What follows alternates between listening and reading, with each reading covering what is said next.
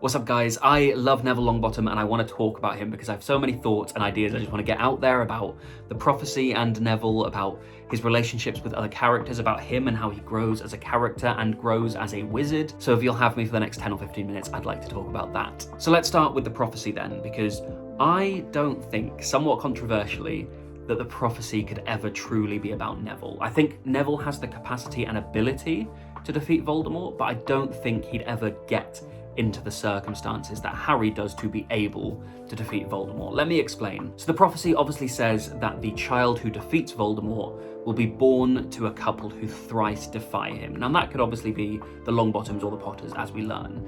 But it then goes on to say that the child will be marked as his equal, which is taken to mean Harry's scar. Now here's the thing, Voldemort would never be able to give Neville the scar. The only reason he's able to mark Harry as his equal with that lightning scar is because Snape is in love with Lily, and when he finds out that Voldemort has chosen the Potters, Snape begs him to not kill Lily. And so when Voldemort goes there to be loyal to his follower, he gives Lily the opportunity to step aside, which she refuses. She chooses to stand there and sacrifice herself for her child. Now, whilst I absolutely do think Alice would sacrifice herself for Neville, I don't think Voldemort gives her the chance, because Snape certainly wouldn't ask him to. He would never say, please spare Alice Longbottom. He doesn't care about her. So Voldemort would get there, he'd just kill her without giving her a chance to sacrifice herself. And so Neville would never have the protection of his mother in the same way that Harry did. Even if you don't think the mark as your equal is about the scar and it's more about Voldemort choosing, regardless of the prophecy, if Alice is never given the chance to sacrifice herself like Lily was, Neville never gets the caring protection of his mother in the same way that Harry does, because Lily chooses to sacrifice herself, whereas Alice would never be given that choice. Therefore, the protection of the love of a mother that Harry has would never be put on to Neville by his mum. She wouldn't get the chance to do it. Therefore, that night, I think Neville ends up just being killed as a baby by Voldemort, and so he can't be the chosen one. Now, I feel the need to just clarify here, I think Neville could act as the chosen one. He could do everything Harry has done to defeat Voldemort. I just don't think it ever gets to that point. I think too many ducks need to line up that wouldn't do if it was Neville, and that's why I don't think he could ever be the chosen one, or the prophecy could ever be about him. Okay, so the second thing I want to talk about is Neville and his growth as a wizard, in particular him as like a joke and an incompetent wizard in the earlier books, because I don't think he is a joke or he is incompetent. I think it's just the wand he uses. Now I know this has been talked about quite a lot, I just want to jump in on it.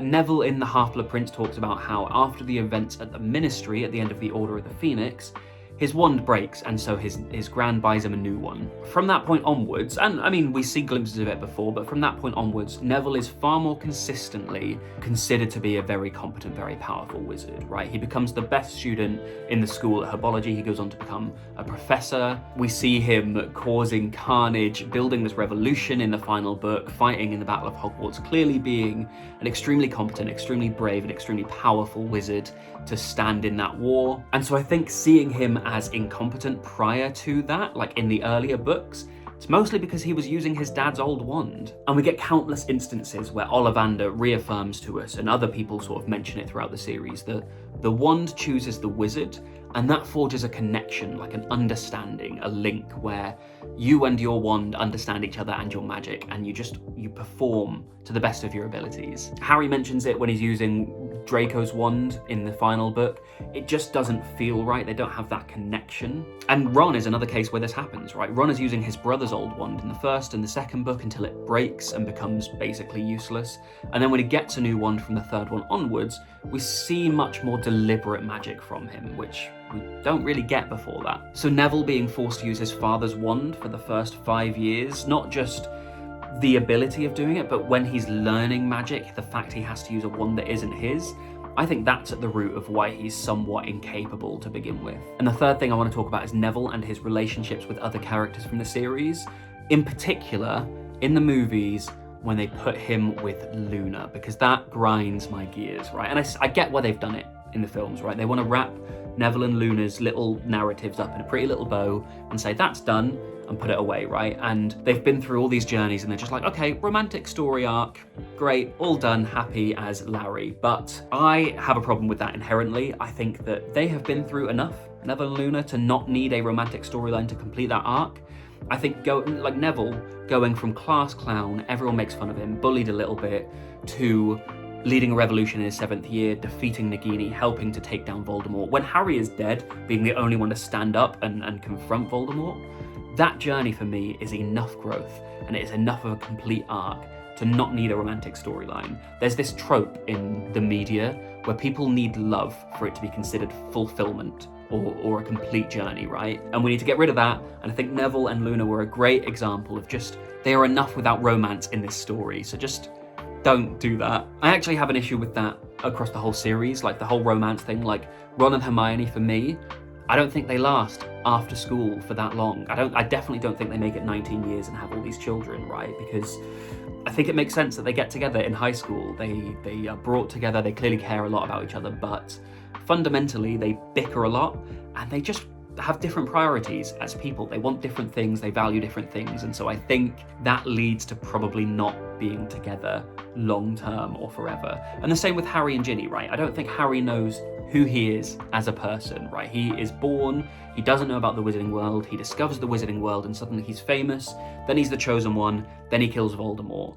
And by the time he's killed Voldemort, he already has Ginny, and so then he's like, he doesn't know who he is. He's had no time to discover who Harry is as a person and what's important to him, what he values, what he wants from life. And so to already be tied down to a person before you know who you are, I feel like that's a recipe for not a successful relationship, particularly with Ginny being so driven and self-assured in knowing exactly what she wants. I feel like Harry might have an existential crisis. Like, who am I outside of defeating Voldemort? Now he's gone. What do I want? What am I? And for him to be tied down to his girlfriend from when he was like 16, for me doesn't fit. I realised that was a tangent away from Neville, something I still wanted to talk about. Anyway, let me know your thoughts on Neville and also the relationships between characters down in the comments below. If you like this, I make a ton of Harry Potter content across the internet. You can follow me on Instagram, you can follow me on TikTok. I also have a Harry Potter podcast called Chatty Potter, which you can check out on Spotify, Apple Podcasts, Google Podcasts, anywhere you get your podcasts, basically. And if you want to support my content, I'm also on Patreon, patreon.com/chattypotter, which is the name of the podcast. So if you want to support me for £5 a month, you can do. You'll get exclusive content over there, and I'd really appreciate it. Finally, don't forget to subscribe down below, hit the bell button for notifications as well if you want. And once again, thank you for watching. I will see you next time.